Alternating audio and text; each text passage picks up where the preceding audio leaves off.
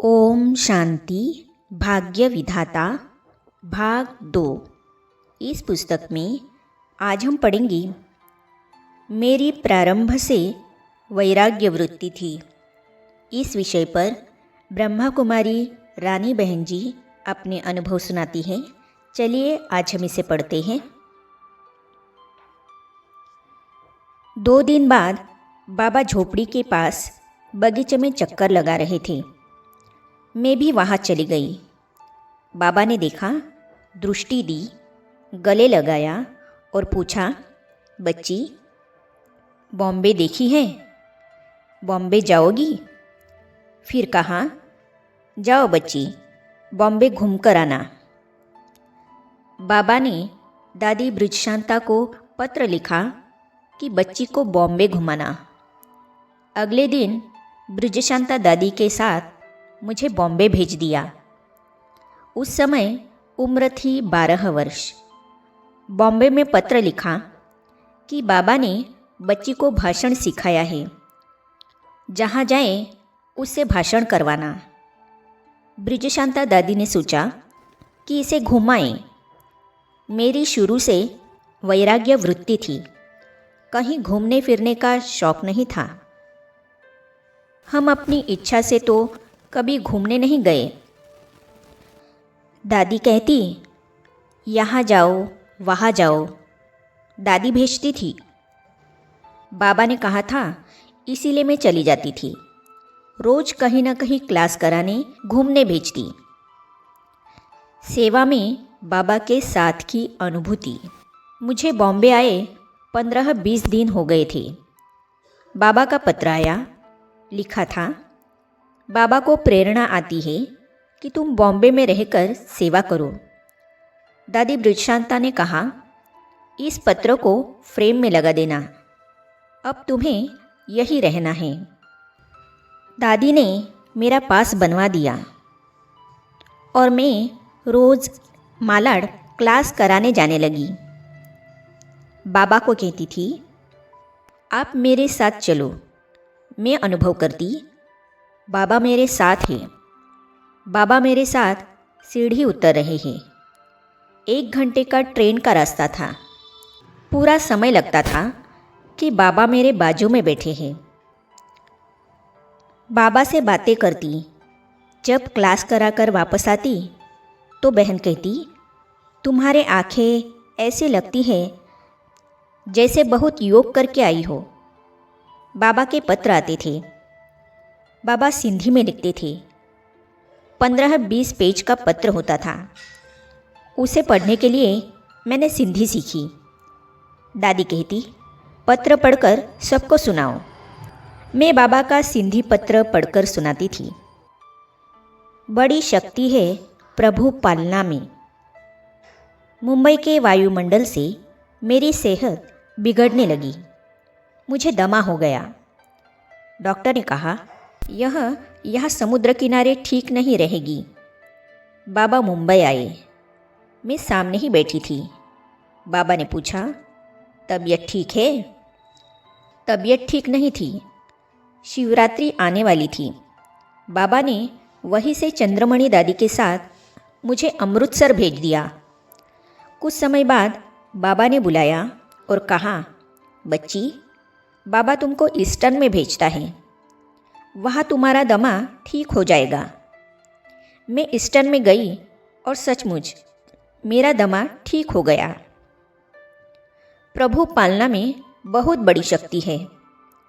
बाबा की ऐसी मीठी पालना मिली जिसने दुनिया के सब आकर्षण भुला दिए। जिसे साकार बाबा से बहुत प्यार है, वह किसी देहदारी के नाम रूप में फंस ही नहीं सकता। एक बार मुंबई में मैं दादी के पास थी। दादी के सिर में दर्द हो रहा था। मैं बाम लगा रही थी। दादी ने कहा, रानी देखो, मेरे सामने बाबा खड़ा है। मैंने पूछा, दादी कौन सा बाबा? दादी को अच्छा नहीं लगा। कहा, एक ही तो बाबा है, एक में ही तो 2 है। मैं सोचने लगी कि बाबा हर समय दादी के सामने रहता है, तो मैं भी तो ऐसा कर सकती हूँ। मैं भी साकार में निराकार को देख सकती हूँ। मैं भी ऐसा ही करने लगी। एक बार बाबा दीदी से बात कर रहे थे। दीदी को कहा, एक सेंटर से समाचार आया है, 2 पार्टी बन गई है। बाबा इस बच्ची को वहाँ भेजेंगे। यह जाएगी तो दोनों ग्रुप एक हो जाएंगे। बाबा ने मुझसे पूछा, बच्ची तुम वहाँ जाओगी? बाबा तुम्हारे साथ सहयोगी बहन भी भेजेगा। वह भोजन बनाएगी, कपड़े धुलाई करेगी। तुम सिर्फ क्लास कराना, उनको एक कर देना। दीदी ने कहा, बाबा यह छोटी बच्ची है, इसे किसी झमेले में क्यों डालते हो? मैं वहाँ गई नहीं, पर यह बात मुझे भूलती नहीं है कि बाबा ने कहा था, यह जाएगी तो सब ठीक कर देगी। बाबा ने पूछा, रूठ गई हो? एक बार पांडव भवन में अव्यक्त बाप दादा आए हुए थे। मुरली चल रही थी। घोषणा हुई कि आज कोई स्टेज पर नहीं आएगा। मुझे अच्छा नहीं लगा। मैंने बाबा को कहा कि सारे रिश्ते तो आपसे जोड़े, अब आपसे मिल भी नहीं सकते।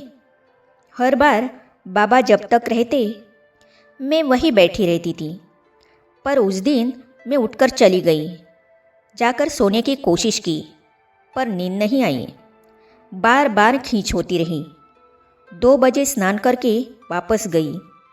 हॉल में सबसे पीछे जाकर बैठ गई। तभी मोहिनी बहन ने अनाउंस किया कि रानी बहन, बाबा आपको बुला रहे हैं। कभी भी मुझे रोना नहीं आता, पर उस दिन जब बाबा के सामने गई तो आँखों में स्नेह के मोती भर आए। बाबा ने पूछा, अच्छा रूठ गई हो? बाबा से रूठ गई हो? बाबा टोली निकाल कर देते गए। मेरे दोनों हाथ टोली से भर गए। फिर बाबा ने कहा, बच्ची तुमको तो बाबा ने वतन में आकर मिलना सिखाया है। वतन में तो क्यों भी नहीं है। वतन में आकर बाबा से मिला करो। बाबा हमेशा तुम्हारे साथ है। मैं बाबा से मिलकर आई तो मैंने संकल्प किया कि आज के बाद मैं कभी नाराज़ नहीं होंगी। कोई भी बात आती है तो मैं बाबा से 1-1 घंटा बातें करती हूँ। इससे मेरी हर बात का समाधान हो जाता है। आगे हम पढ़ेंगे। बाबा ने कहा, बच्ची का चेहरा बहुत सेवा करेगा।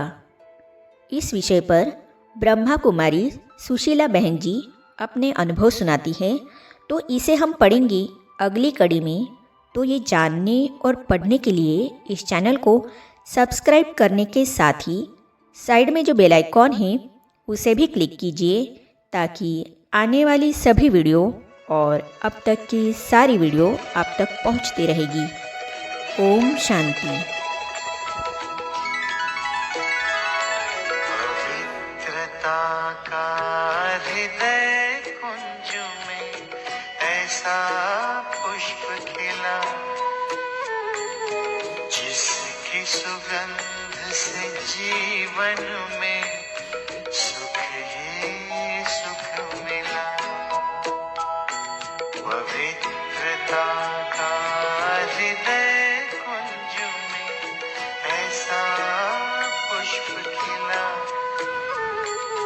जिसकी सुगंध से जीवन में सुख ही